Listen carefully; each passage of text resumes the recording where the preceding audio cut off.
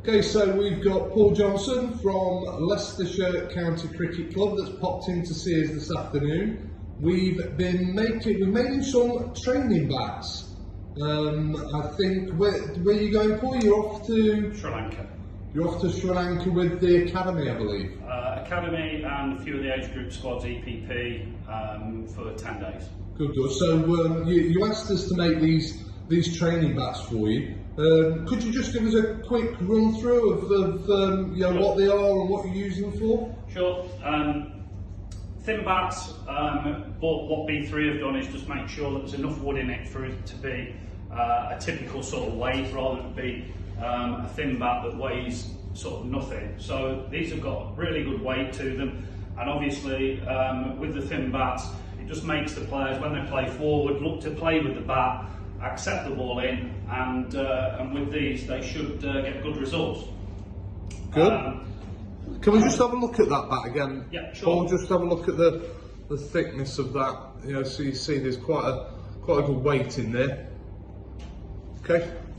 And then we've asked for a 3/4 size bat. Some people would say this is what I used when I played, but what this does is it really exaggerates the forward movement and for the head to get forward and the hands through the ball. So it just exaggerates the weight through the ball, through the front knee, and through hopefully the line of the ball down and through. So we do throw downs right up to having nets, probably against the spinners, probably more than the seamers with this, and it just exaggerates that weight through the front foot. Perfect.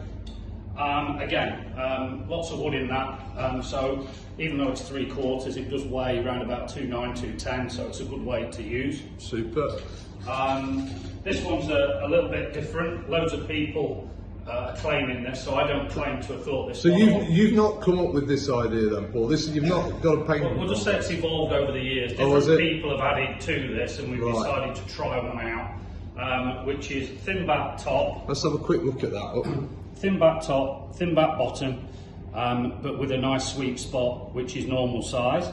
And what we're trying to do here, whether it's on the back foot as they play with high hands, just to make sure that the sweep spot is higher rather than play low with low hands, shoulders and splice.